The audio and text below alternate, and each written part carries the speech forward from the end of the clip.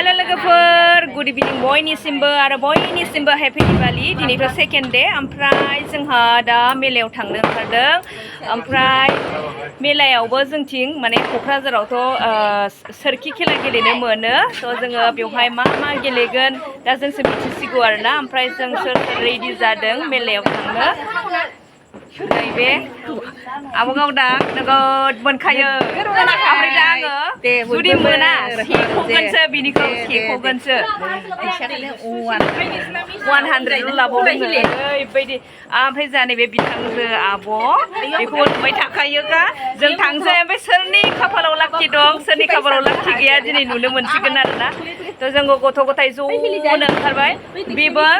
कारजोंबो थाङा स्कुटिजोंबो थाङा आरोना आथिंजों थाबायनानैनो सौफैयो आरो खाथियावनो जोंनि खाथियावनो